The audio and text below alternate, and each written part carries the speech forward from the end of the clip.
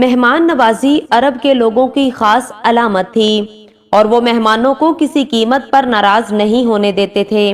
ایک مرتبہ عقبہ نے قریش کی بہت بڑی دعوت کی، اس میں ہمارے نبی حضرت محمد صلی اللہ علیہ وسلم بھی تھے۔ آپ نے کہا میں تب تک کھانا نہیں کھاؤں گا جب تک تم کلمہ نہ پڑھو گے، اس لیے عقبہ نے کہہ دیا میں گواہی دیتا ہوں کہ اللہ کے سوا کوئی معبود نہیں۔ یہ سن کر آپ صلی اللہ علیہ وسلم نے کھانا کھا لیا۔ ابی بن خلف جو کہ عقبہ کا دوست تھا، اس کو خبر ملی تو وہ اس کے پاس آیا اور بولا عقبہ کیا تم بے دین ہو گئے ہو؟ جواب میں اس نے کہا خدا کی قسم میں بے دین نہیں ہوا، بات صرف اتنی سی ہے۔ یہ بات سن کر ابی بن خلف کا اطمینان نہ ہوا، اس نے کہا میں اس وقت تک نہ اپنی تمہیں شکل دکھاؤں گا نہ تمہاری شکل دیکھوں گا جب تک کہ تم محمد کے منہ پر نہ تھوکو اور ان کے منہ پر نہ مارو۔ یہ سن کر عقبہ نے کہا یہ میرا تم سے وعدہ ہے۔ اس کے بعد جب حضور نبی کریم صلی اللہ علیہ وسلم اس بدبخت کے سامنے آئے تو اس نے نعوذ باللہ بسم اللہ الرحمن الرحیم السلام علیکم۔ کچھ مشرک ایسے بھی تھے جو مستقل طور پر آپ کا مذاق اڑایا کرتے۔ اللہ تعالیٰ نے ان کے بارے میں ارشاد فرمایا یہ لوگ جو آپ پر ہنستے ہیں اور اللہ تعالیٰ کے سوا دوسروں کو معبود قرار دیتے ہیں ان سے آپ کے لیے ہم کافی ہیں۔ ان مذاق اڑانے والوں میں ابو جہل، ابو لہب، عقبہ بن ابی معیط، حکم بن ناس بن امیہ جو حضرت عثمان کا چچا تھا اور عاص بن وائل شامل تھے۔ ابو لہب کی حرکات میں سے ایک حرکت یہ تھی کہ وہ حضرت صلی اللہ علیہ وسلم کے دروازے پر گندگی پھینک جایا کرتا۔ ایک روز وہ یہی حرکت کر کے جا رہا تھا کہ اسے اس کے بھائی حضرت حمزہ رضی اللہ تعالی عنہ نے دیکھ لیا۔ حضرت حمزہ نے وہ گندگی اٹھا کر فوراً ابو لہب کے سر پر ڈال دی۔ اس طرح عقبہ بن ابی معیط نبی کریم صلی اللہ علیہ وسلم کے دروازے پر گندگی ڈال جایا کرتا تھا۔ عقبہ نے ایک روز آپ کے چہرہ مبارک کی طرف تھوکا، وہ تھوک لوٹ کر اسی کے چہرے پر آ پڑا۔ جس حصے پر وہ تھوک گرا وہاں کوڑ جیسا نشان بن گیا۔ ایک مرتبہ عقبہ بن ابی معیط سفر سے واپس آیا تو اس نے ایک بڑی دعوت دی، تمام قریشی سرداروں کو کھانے پر بلایا۔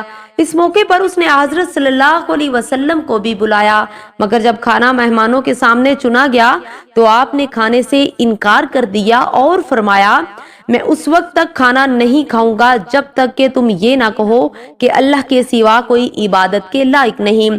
چونکہ مہمان نوازی عرب کے لوگوں کی خاص علامت تھی اور وہ مہمان کو کسی قیمت پر ناراض نہیں ہونے دیتے تھے، اس لیے عقبہ نے کہہ دیا میں گواہی دیتا ہوں کہ اللہ کے سوا کوئی معبود نہیں۔ یہ سن کر آپ نے کھانا کھا لیا۔ کھانے کے بعد سب لوگ اپنے گھروں میں چلے گئے۔ عقبہ بن ابی معیط ابی بن خلف کا دوست تھا۔ لوگوں نے اسے بتایا کہ عقبہ نے کلمہ پڑھ لیا۔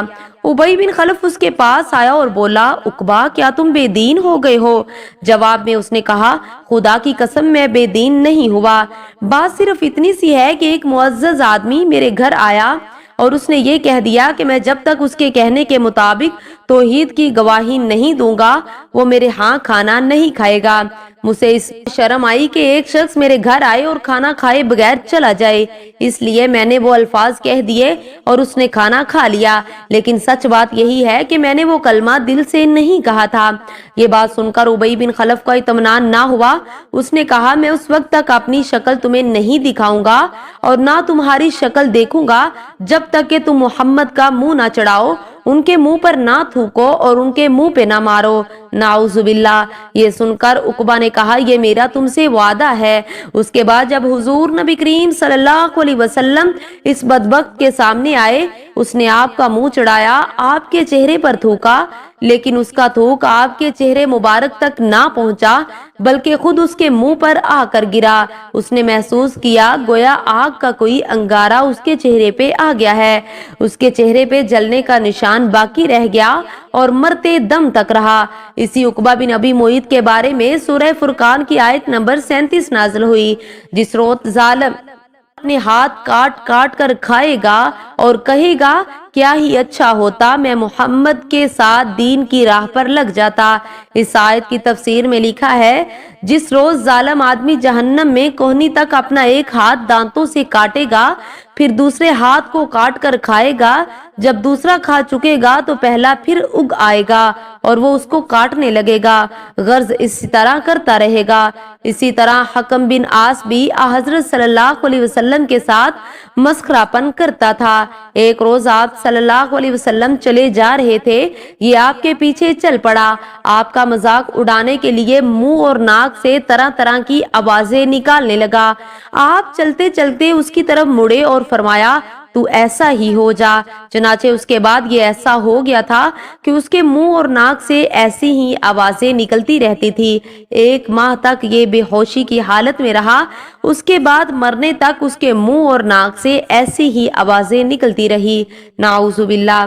मजीद ऐसी वीडियोस के लिए चैनल को सब्सक्राइब जरूर करें, वीडियो को लाइक और प्यारा सा कमेंट जरूर करें। मिलते हैं एक और नई वीडियो के साथ। वालेकुम अस्सलाम व रहमतुल्लाहि व बरकातहू।